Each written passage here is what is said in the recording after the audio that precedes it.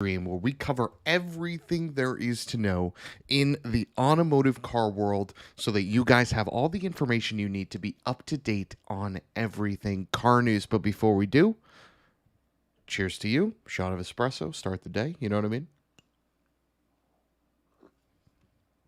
It's actually number 2 on the day. All right, let's hit that share button.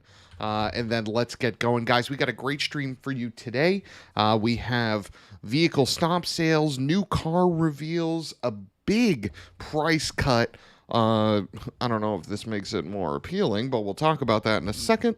So we got a lot of information to get through. So I'm going to hit the share button, and then we will get going.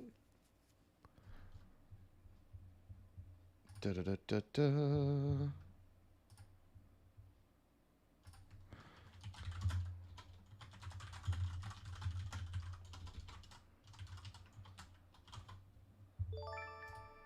All right. Okay. All right. We're going to let a couple people funnel in here, but I hope everybody had a great weekend here on the East Coast. It was a bit muggy, which led for lots of sweat, but some good driving. There's a couple roads nearby myself. Shout out to Will Baranowski, the first like on the stream today. Welcome, my dude. Hope you are doing well. I gotta flick on the chat. I don't know why the chat. Okay, the chat is on. Perfect. So got a couple drives in, some nice drives. There's a curvy road nearby me, and I got some good charge in the vehicle, and went up and down. It was nice. It was nice. Hope everybody else had a great weekend as well. There was an event on Sunday that I am a little disappointed that I missed, but it's my own fault. More so than anything because I forgot it happened until it happened. But that was Tutto Italiano. There was also another event locally at a local gun range where there was like an Enzo, a Carrera GT, Spikers, etc. So a lot of good car show things this weekend. Hopefully a couple next weekend as well. This week, we also have Monterey Car Week. So for those of you looking for some insights as to what potentially we might see this week on the car news front, we're definitely going to see some things coming out at Car Week, including the new Acura NSX, which debuts on the 12th. And a couple other vehicles are also debuting on the 12th at Car Week. The week following, we likely will see the unveiling of the new WRX and the new 400Z. So there are a lot of new cars coming soon. But with that said, let's get right into it so that we can talk about today's news and that you guys can be caught up on all the information from the weekend. The first bit of news comes by way of this guy. Now, if you haven't heard of it, haven't seen it, that's fine. These are pretty new. But what you guys are looking at is the Volkswagen Taos, which is the company's new compact crossover. Now, if you're familiar with the aesthetic and design of this thing, you should be, because it's effectively a toddler version of the Volkswagen Atlas, right? It shares the same appearance in the front. It shares a similar appearance in the rear, and it is why they're selling like crazy here in the States. The Atlas is one of the most popular SUVs in the United States for good reason. It is a very handsome looking SUV on the exterior and interior with loads of features available. You can get it with either the 2.0 liter turbo or the VR6 in 2 or 3 row,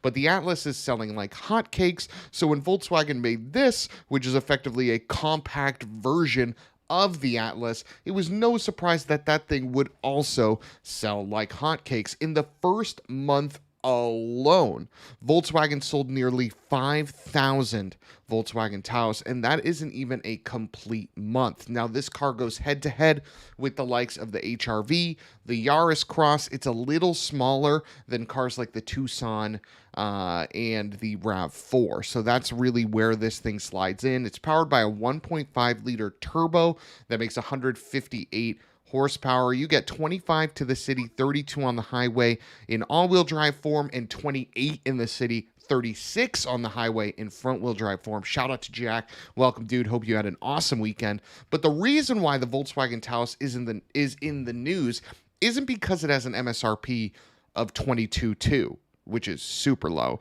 It isn't because this thing has loads of space. It isn't because this is actually a really good buy.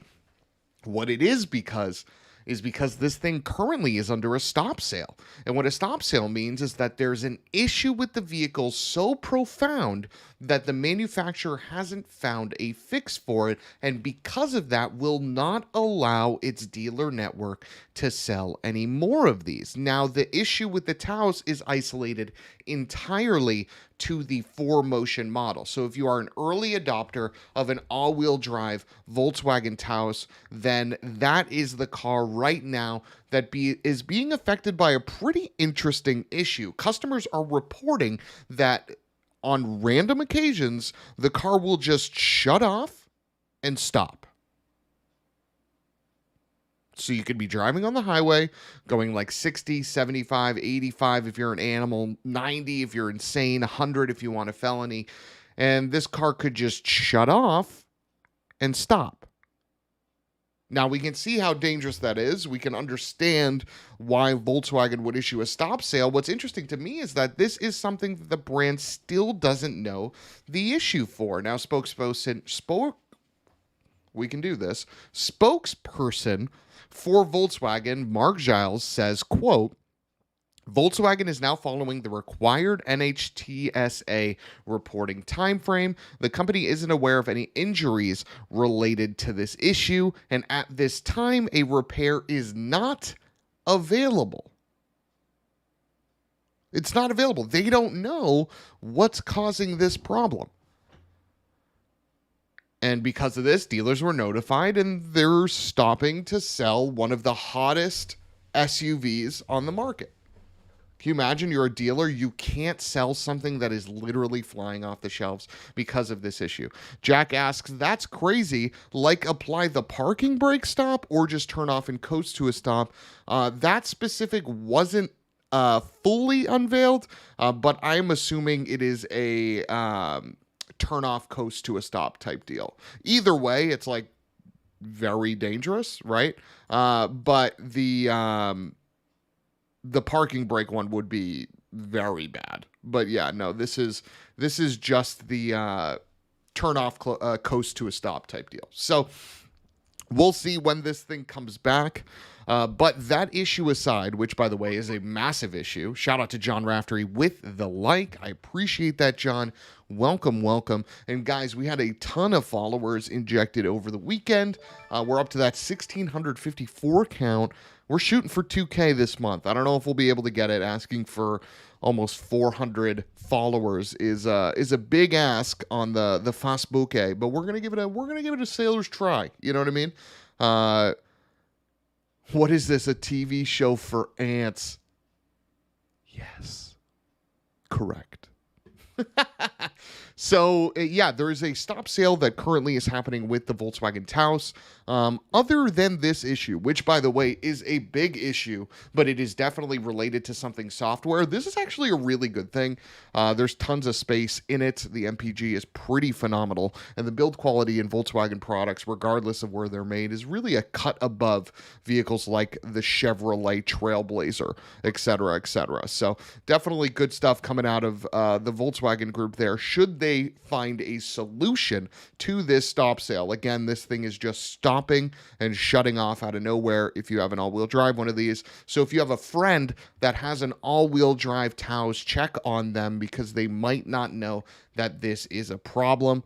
Jack says, does it come with a diesel? Not in the States. No, it doesn't. This thing just has a 1.5 liter turbo gasoline engine. Still pretty good gas mileage. We're talking about 36 on the highway in front-wheel drive form, 32 in all-wheel drive form. So who's to say what a diesel would actually have done for this thing? And let's remember, right, a quick thing that I want to talk about after her fresh off being back from Europe. Europe gets a lot of diesel options, right? They get a lot of diesel variants of pretty much every car. But what we need to know, okay, is that those cars are literally slower than throwing margarine on a wall and watching it roll to the ground. So everyone romanticizes this concept of getting a diesel whatever car because they think it's, crazy MPG, whatever. And it is. They get very good miles to the gallon numbers, but we're talking about very, very slow in relation, right? So cars that would be so slow, they would frustrate the ever-living shit out of you. So I think that's very important to know. Like, the base car here in the States is very, very fast compared to the base car in Europe, Asia, or another continent. So keep that in mind when before you romanticize potentially another powertrain option that is available in another country. John says, check on your friend. They might just be stuck in traffic. Yeah, exactly. Jack says, I don't want a diesel. Yeah, no, this is gas only. I don't mind diesels, but yeah, it's just something that I feel like a lot of people miss. Okay, the next vehicle we're going to talk about is actually two. These are both vehicles that were showed off by Gazoo Racing. And again, for those of you that don't know who Gazoo Racing is, this is the motorsports tuning arm of Toyota. They're responsible for all the race cars. They're responsible for all the sportier vehicles that Toyota makes. Philip says, let's not forget the cost differential between diesel and gasoline often offsets the savings. Combined with fewer stations options means a potential long drive to fill up.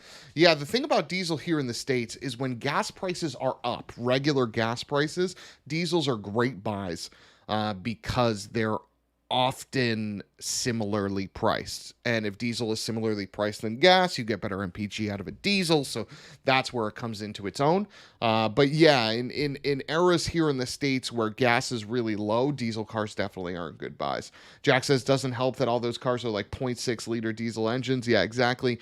John says, this kit is a lot. So Gazoo Racing showed off two versions of the 8.6. These are two versions, one of which you will definitely find in your local parking lot at an automotive show. The other one, which is this one, I actually think is really, really well done. Okay, so they made two. They called one the GR Parts, which is this one, the understated one, and then they called the other one the GR Parts Concept. Now, we'll talk about the Parts Concept first, because this one right here, is arguably a lot worse. So, it's got front wing, canards, large inlet ducts on the grille, fenders that receive air as well. You can see them on the top there.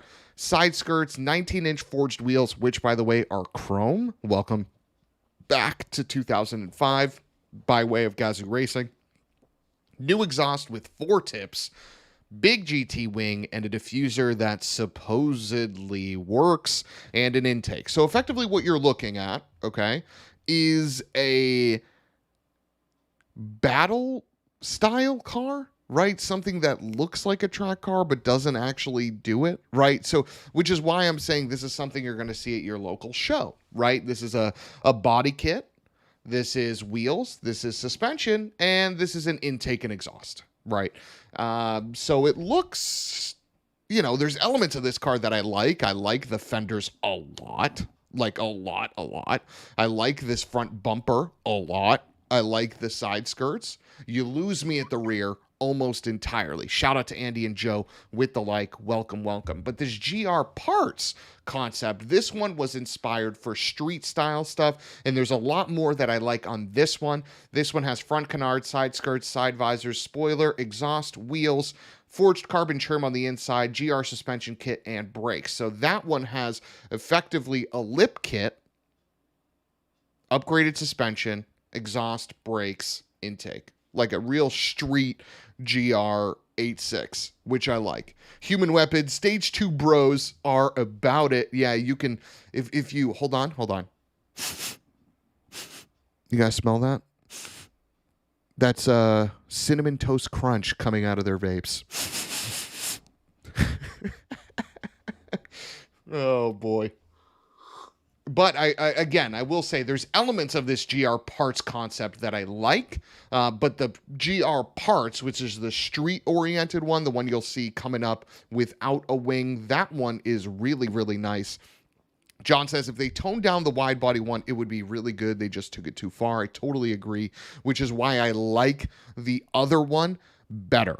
because it is a way toned down version. Jack says, so basically it's just a high schooler with their first job bought a new 8.6, pretty much. And hey, let's be honest, that was a big demographic that bought this car, which is great because the people that bought this car are the reason why a second generation of it exists. So hey, kudos to you, right? The hood on the wide body is fire. Yeah, I totally agree. But again, I really like this street style one a ton. I think this is a gorgeous car that would look incredible as a daily driver. All right, let's move on because they didn't release parts for any of this. They didn't release pricing for any of this. This, for all intents and purposes, is just like a design study, a like, look what you can do with your 8.6 type thing. Philip says, sure was, and Corey, same thing, TBH. I don't know. I didn't see Corey's comment. So I don't know, Corey, if you're commenting on my direct Facebook post, but click in, check it out, stay a while. All right, let's move on to the next bit of news, which comes by way of the fine folks. I don't know if I'm not going to call them fine folks anymore, of BMW. This comes by way of BMW, and this is the M8. Now, I know everybody here in chat pays very close attention to BMW's product lineup. I know everybody here in chat checks for minor differences between year-over-year model years. I know everyone here in chat understood, knew, saw, whatever, that BMW didn't actually sell the coupe and convertible BMW M8 in 2021. In fact, the only M8 that you could get, shout out to Ben Fortunati. Welcome, my dude. Hope your weekend went incredible. Now, the only M8 that you could get in 2021 arguably was the best one, arguably is the best looking BMW currently available in the brand's product lineup, and that was the M8 Grand Coupe. That was the only one that was offered in 2021. Now, 2022, everything changes. The coupe and convertible are back, and they are back with a massive price cut. Like really massive. I know the price for these is still going to be expensive. It's not as if the M8 now costs as much as a Camry, Corolla, or 5 Series, right? But they are taking a lot off the top, and it's also important to remember that every M8 sold in the States is a comp model. We do not get the base slow version, which means that every M8 has 4.4 liter twin turbo V8 with 617 horsepower. This big Bertha of a thing hauls the mail. Jack says, aren't these things like 100,000 starting? Here we go, Jack. I got you. So the coupe 2 years ago was 146 grand. Now, 130. $16,000 off. And that's before you negotiate, because this is one of the few cars that didn't really sell well, so you actually do have some leverage. But you already get $16K right off the top. The convertible, same thing. Was 155, now it's 139. $16K, right off the top. You literally get pretty much the price of a base Volkswagen Taos off just by buying new. The Grand Coupe also loses $13,000 to go to 130. So for 130 grand, you have the option of getting either a coupe or Grand Coupe, and you step it up to 139 and you have the option of getting a convertible. Now, where does the competition lie for this car, right? Because it is a kind of unique size proposition, right? You got to remember, this is a large GT car. So if we look by way of Mercedes, 150 grand. So remember, Jack, they only sold the Grand Coupe last year. We can look at numbers. BMW M8 sales. And they're classified by 8 Series. And in 2021, or in 2020, they moved 7,700 of them. In 2021 so far, they're at like 3,000. So they're selling okay. But when we're looking at its competition, okay, we're looking at the S-Class Coupe, because that's a big GT car. And the price of an S-Class coupe in similar trim, which is the S63. The S63 coupe comes in at $173,000. So this thing is $40,000 less than an S63 AMG coupe, offers similar performance, is similar size, etc., etc. Okay, now we make our way over to the fine folks at Porsche, and you could argue that a 911 is a similar overall vehicle to this. It's kind of a GT car, et cetera, et cetera. $130,000 gets you a 911 Carrera S, which is similar in performance to the BMW, and you get a Porsche 911. If we go to Audi, John is totally right. The only real model that competes with this car is the Audi R8, even though it's not really a big GT car. That really is the only thing that competes with the BMW M8 from the folks over at Audi. That car costs $143,000 at base, so you save about $10K buying a BMW M8. So what we're learning is, okay, the BMW M8 is a good deal for what it is, which is a 617 horsepower, very, very quick GT car. And if you get the M8 Grand Coupe, you get a really good-looking thing, guys. I don't know if you guys have seen the M8 Grand Coupe in person, but it's actually probably the only BMW model right now that I really, really like. Like, I think the proportions, the grille, the everything of the M8 Grand Coupe are the business. Here, let me pull up a couple photos right here to show you guys what we're working with, because if you haven't seen the M8 Grand Coupe, you need to. Like I said, it's the best looking BMW right now, and it actually isn't even close.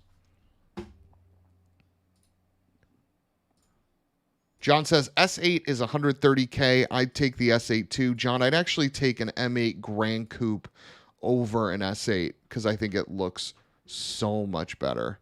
Where the hell did the photos go? Did they go on my desktop? They did. Here they are. Bang, bang, bang, bang, bang. You guys know that song? You get DMCA'd for just singing the lyrics. So this is the M8 Grand Coupe. For those of you that haven't seen it, it comes in this truly bitchin' purple, which was the launch color for the M8. Jack says, goddamn, cars are getting too expensive, man. I mean, the median sale price for cars last year was $40,000, and I'm assuming that that price is going to go up. That's crazy. But yeah, this is the Grand Coupe. This car is sexy, right? This is a good-looking BMW. I don't care if you're a modern BMW design hater, right? Like I am. Like, I hate the 4 Series. I hate the 2 Series. I hate most of the SUVs, right? This looks incredible. Like, BMW crushed it with the M8 Grand Coupe. 4 doors, like Human Weapon says, is 100% the way to go in the 8 Series for sure. And then when you look at that market, there are few things that compete with the 8 Series Grand Coupe, the closest of which is the RS7, which comes in at $114,000. So that really is the bargain in the segment. But I will say, it's close, man. The RS7 is really, really nice, but this M8 Grand Coupe, especially in this purple, is really, really, really nice. Like, this is a very good-looking thing, so I'm a big fan of this. Jack says, I was just about to say that. John says, from the side, I get Stinger GT vibes. Not a bad thing. Yeah, not a bad thing at all there, right? It's a very good line on the Stinger. Very good line. So yeah, that is what you guys need to know about the M8. It got a massive haircut to the tune of $16,000 though. John says, once again, two-tone wheels need to die a quick and painful death. I don't mind the wheel design on the blue coupe here. I think this sort of snowflake design that they've done on their competition models for the last 5 years or so is a good one. But I agree for the most part, like the painted like barrels or like the painted inner spoke, like that shit just needs to die. Bring back things that are all one color and let's call it a day. You know what I mean? All right. Oh, apparently we bumped up to 1659 followers during the course of this, so I got to change that. Thank you guys for that. Appreciate it. All right. Let's move on to the last vehicle that we're going to be talking about today, and arguably the most important. Now, you guys might have seen this car on Smoking Tires Instagram. You might have seen this car in your local Facebook groups. You might have seen this car in other places, but maybe you don't know what the hell you're looking at. You've seen it, okay, but you don't know who the company is. You don't know what the car is. You don't know what it's based on. You don't know much. And that's okay. That's okay, because that's where I come in. That's where MoneyShift, that's literally why we were made, is to make sense of all the wildness that comes out in the automotive world. Yes, we drink gallons right from the gallon.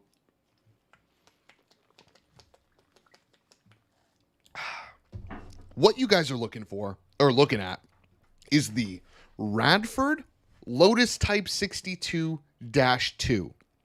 Okay, so now that you know the name of this car, let's talk a little bit about the company. Okay, I want to get you guys some information so that you can know the history about the company that you're working with, and then we can talk about the car itself. Hold on just a sec, I lost my spot.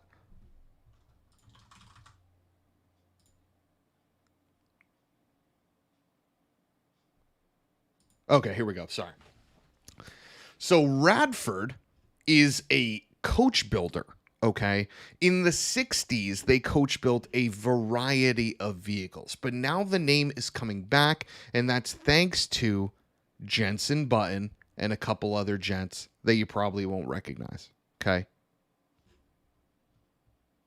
It is the latest entrant to a segment that is coming back like crazy. All right. If you guys have seen or heard anything, it's that a lot of vehicles that came up in the 60s, 70s, and 80s are coming back. They're coming back in modern interpretations. They're coming back in modern ways. We've seen new Singer 911s. We've seen new old Lancia Integrales. We've seen new old Renault Turbo 2s. We've seen new old Lancia 037s, Ferrari 250 GTOs. The fact of the matter is, it is a massive market right now to produce old things with new technology, and that is exactly what Jensen Button, Formula One champion, Ant Anstead from Wheeler Dealers, by the way, the master mechanic designer artist from Wheeler Dealers, and Mark Stubbs and Roger Bell hoped to do by bringing back the company that is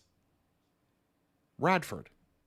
And here is their first car. This is the Radford Type 62-2. And with lots of help from Lotus, which provided, quote, its latest technology to deliver the purest possible driving experience, end quote, Radford, a British coach builder, has created their first machine. So the TLDR on the company is that they're making old things new again in a segment that is historic now in terms of sales. And this is their first car. This is the Type 62-2. Now, the reason why it's called Dash 2 is because it takes a lot of inspiration from the OG Lotus Type 62. And if you guys Googled that car, the Lotus Type 62, what you'll be presented with is something that looks like the OG Ford GT40. And the reason for that is because Lotus helped design some things. There's a lot of backstory there. Maybe we can get into the OG Type 62 at some point. But just to get an image of what the OG one looks in your head, it looks like a first generation Ford GT. But now this new one, pretty special. This Radford Type 62-2 looks incredible, and it is based on the Lotus Emira. Okay, they're not saying it, but we know. All right. Which is Lotus's new car. The swan song of the internal combustion engine, okay? If you're interested in a Type 62-2, you can get it in 3 different forms. There's Classic, Gold Leaf, and JPS. 2 out of the 3 are racing liveries. This one is the Gold Leaf one. The one that you're seeing photos of everywhere is the Gold Leaf one. The green version is the Classic. And then the JPS is the John Player Special. We're going to get a return of the iconic livery, the black and gold. But let's go through what the three different models are so that you guys have an information level that is above the rest when it comes to the coolest car that has come out in August so far. All three models are going to be powered by the Lotus Emira's 3.5-liter supercharged V6. Big shout out to the Toyota Camry. It is going to be available in 6-speed manual and 7-speed dual clutch. That Radford hopes to guarantee a, quote, unadulterated mechanical feel with exceptional engagement and uncompromising poise, end quote. John says, see? Hey, BMW and Gazoo Racing, take notes. Simple is good. Jack says, love the square LEDs up front and the rear end. God damn, this is beautiful. John says, yes, all 62 cars should be in JPS spec. Jack says the JPS livery will never not slap. Totally agree. That car has yet to be unveiled, but let's go into the details of all three, and then we'll talk about why the JPS is going to be so exciting. Okay, so the Classic, which is the green one, that you see in just the one photo they released, is a 430 horsepower V6 manual, this guy, no rear spoiler, 18-inch wheel stagger. Okay, so that is the base model of the Type 62-2. Now you step it up to the mid-level, and that's the Gold Leaf, which is this guy. Okay, the Gold Leaf goes from 430 horsepower to 500, all right, using the same V6, ditches the manual for a dual clutch, although I'm sure you can spec the manual with enough money, okay? Twin ducktail rear spoiler, which you can see the two fins there on the back. 19-inch wheel stagger that are center lock wheels. A, quote, motorsports traction control. So it is a little more racier, if you will. Right? And then you get the JPS model, the John Player Special, the top of the top, the creme de la creme, in both livery and in addition for the Type 62-2. And for the JPS, you get an upgraded supercharger that brings you up to 600 horsepower, which is up from 430 in the base. So a difference of 170 horsepower from the base model. Dual clutch transmission, unique body kit for that car, carbon wheels, and brakes. Now, all Type 62-2s will have a single wiper. Shout out to the OGs. The top spec JPS weighs just under 2,200 pounds. So this thing has a 600 horsepower, and it weighs 2,200 pounds. And I'm assuming the Gold Leaf and the Classic have a little more weight, but aren't like 3,000-pound cars, right? Like maybe they're 23, 24, 25. The chassis is made of lightweight bonded and riveted aluminum. The body panels are carbon composite. This thing has no power steering or driver aids except the motorsport traction control on the Gold Leaf model. Jensen Button says, creating a car that is simultaneously luxurious and comfortable and great to drive is a tough challenge, but the first Radford of the modern era delivers. The chassis exhibits all the hallmarks of a beautifully set up race car for the road, gifting the driver supreme confidence to extract maximum enjoyment on every journey. What a statement. What a statement. And I could not be a bigger fan of this car. This thing looks incredible. Like, this is a beautiful machine in every respect, right? And it goes to show what really nice bodywork can do to a Toyota Camry V6. While it's extensively modified, okay, whatever, it's still a Toyota Camry V6 at its core. And it looks insane, and it's going to sound insane, and it's going to be worth it.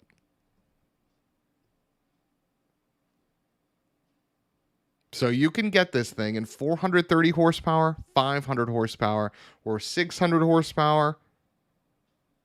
You can get this with traction control, without traction control, manual, automatic. You can get this with adjustable dampers that have a front nose lift if you would like. This car is very bespoke. And Jack, I'm sorry, pricing has not been announced. Jack says, let me guess, it's $870,000 and you have to sign away your firstborn. No, you probably have to call your firstborn Radford. Radford is offering bespoke luggage that fits in its super tiny luggage compartment as well.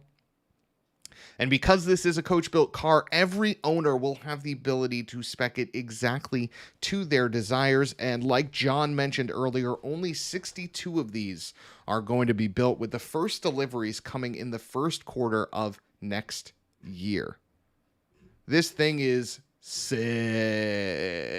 Like, I cannot get over how rad this car is.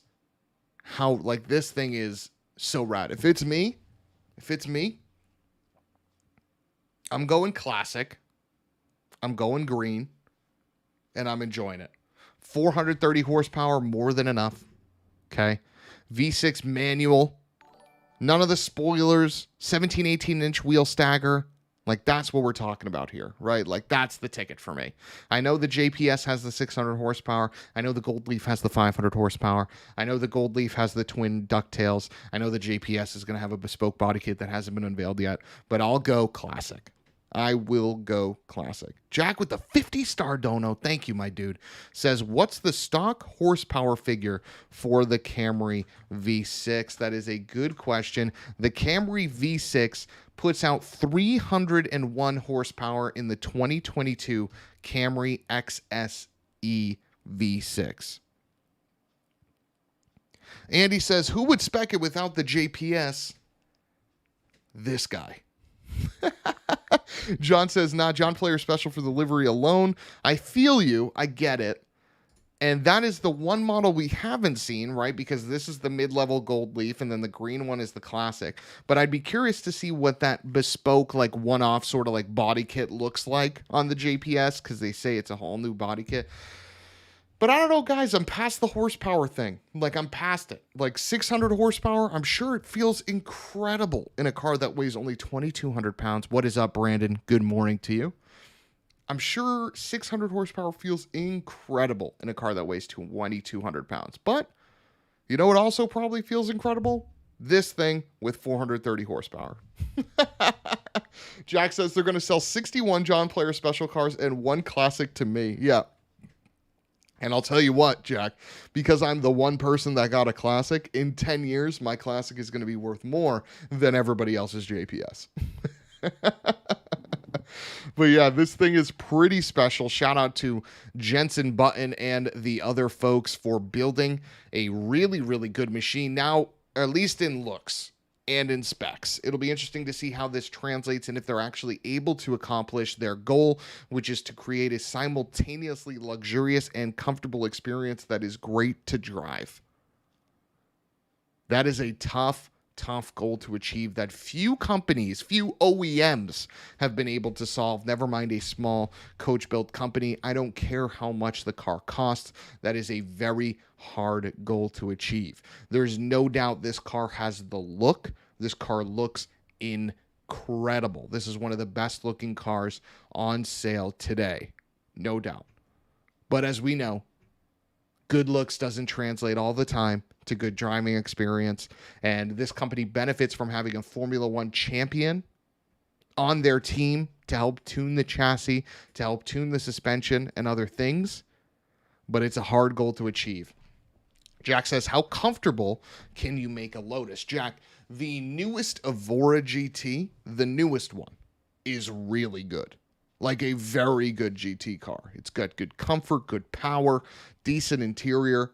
So stepping it up to this big guy, they can do it. Like they 100% can do it. Now, if they did, that is what we need to find out. So all eyes are on Radford in the Type 62 because they crushed this debut. Literally no one has any bad things to say about this. What'll be interesting is what the interior looks like, because if you're going to be commanding a high price tag, interior is very important, and that is something that we clearly did not see. The Radford that was on display had a blacked out window trim, so you couldn't see the interior. Number two, what does that JPS model look look like? What does that unique body kit look like? How does it look in the JPS livery? Number 3, what is the price tag going to be?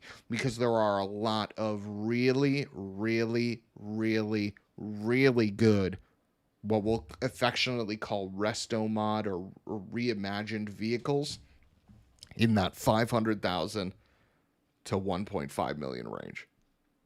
So where are they going to slot? Are they going to slot to the closer to the 1.1, 1.2, which is like the Singer DLS, the Williams engine, the craziness that is that car? Or are they going to slot closer to the 600K of the Gunther Works, the 700K of the Lancia Delta Integrale? I think they call that Automoli Futuri or something like that. Whatever the hell, something Italian. It'll be interesting to see where this car slots. Okay, now that you guys have all the information, let's do a quick summary for those of you that tuned in late. I forgive you, so that you have all the knowledge and all the information you need to be up to date on everything in the car world. Jack says, will it be serviced at your nearest Lotus dealer or shipped back to Radford? Good question, Jack. When you got money like this, when you got money to be able to plunk down to get something like this, I wouldn't be surprised if people came to you and for everything other than engine work. I wouldn't be surprised if you could go to Lotus dealers for engine work, but everything else, Radford would ship someone to you for the price that you're paying for this vehicle, but that remains to be seen. So the first bit of news that we talked about today comes by way of the fine folks at Volkswagen. This is the new Volkswagen Taos, and the the brand just issued a stop sale to the 4Motion model to dealers. Customers are reporting that the 4Motion cars are experiencing issues where the SUV just shuts off and stops. Spokesperson Mark Giles says that Volkswagen is now following the required NHTSA reporting timeframe and that the company isn't aware of any injuries, and at this time there's not even a repair available. So this thing has been on sale for just a month, for which it crushed it, and now they already have to stop sale on the all-wheel drive one because of an issue that Volkswagen does not have the solution to. The second way of news comes thanks to the fine folks at Gazoo Racing, where they unveiled not one but 2 modified editions where they threw the parts catalog at the 8.6. The first one is the parts concept. It looks insane. It's this guy, wide body, big wings, big wheels, chrome, which is weird. The second one is the street style, which ditches the big wing, ditches the fenders in favor of subtle styling. Jack says it must be going into emissions testing mode when it's not supposed to. Yeah. Wink, wink, nudge, nudge. But yeah, effectively, this is Toyota's way of showing you what the 8.6 could look like modified. I only like this one, if I'm going to be honest with you. Now, the next vehicle or vehicles that we talked about is the BMW M8. Now, remember, in 2021, only the M8 Grand Coupe was on sale. New for 2022, the M8 Coupe and convertible come back, but with a massive price cut, down $16,000 from their original MSRP. The M8 and M8 convertible drastically undercut a lot of their competition. Even the Grand Coupe is down $13,000 year over year on MSRP. But the last vehicle that we talked about, arguably the most important, is the first vehicle from Radford. Radford, again, is a British coach builder run by a few gents, including Jensen Button. And they are working very closely with companies like Lotus in order to create new vehicles like this. This is the Type 62-2, and it takes a lot of inspiration from the Lotus Type 62, which, if you guys don't know what that looks like an original Ford GT. All the Type 62-2s will be powered by a Amira 3.5-liter V6 that is supercharged and available with a 6-speed manual and 7-speed dual clutch. Brandon says the 8.6 needs a better engine. Make it look as awesome as you want. It's still slow and boring. I could not disagree more. I think the 8.6 has the engine it needs. It is a very low weight rear wheel drive thing. 200 horsepower is more than enough in that platform to have tons of fun. The chassis is a blast. The shifter is solid. and it responds very well to modification. The original 8.6 had lots of tuning available. If you wanted more power, you could boost it relatively easily, but in stock form, you were presented with a lightweight, tossable rear-wheel drive coupe that had back seats for under $30,000. That's a tough thing to beat in any respect at all, right? And if you want more power, boost it. If you want even more power, go get a Camaro, go get a Mustang, go get a 400Z, go get a Supra. But I'm of the belief, and I have been for the better part of 2 years now on the MoneyShift podcast, that modern cars are just too goddamn fast, and experiences that the BRZ and the FRS or 8.6, whatever you want to call it, are able to provide you with just 200 horsepower and rear-wheel drive and lightweight is a ton of fun. And if you've driven it and if you've experienced it on track, that's where it convinces you. Jack says, I really like the 4-spoke wheels on the Radford. Will they all come with them? Jack, those 4-spoke wheels are exclusive to the Gold Leaf. Those are 18, 19-inch staggered that are center locking. The Classic does not get center locking wheels, so it gets a different design. And I'm assuming the JPS also gets a different design because it gets carbon wheels. So the Gold Leaf, this red one, is going to be the only one that gets the 4-spoke center lock wheels. The Classic and the JPS are going to get different ones. Now, the top spec JPS weighs under 2,200 pounds, and that is thanks to the fact that all of these cars have a chassis that is lightweight, bonded and riveted aluminum with carbon composite panels. These cars don't have power steering. These cars don't have most driving aids except for motorsport traction control in lieu of lightweight. And the goal for this car is to create an exceptional engagement and uncompromising poise with an unadulterated mechanical feel, which is a hell of a mission statement. But now that you guys have all the information you need, Jack says, damn, all right, was going to buy, but after hearing that, never mind. And hey, that just means there's another Type 62-2 that can be optioned as a Classic. All right, everybody. I am Thanasi. This is the MoneyShift Automotive News Podcast. We go live every day at around 8:30 to 9 o'clock a.m. Eastern Standard Time, and we go over all of the day's news. That can be everything from motorsports to automotive news to motorcycle news to motorsport to MotoGP, whatever that is. We cover it to give you guys all the information you need to go about your day full knowing that you are fully learned, fully versed, fully understood in everything that is going on in the automotive world. I am your host, Thanasi, and if you enjoyed the stream today and you haven't followed or liked the page, consider doing so. I'll see you all tomorrow, bright and early,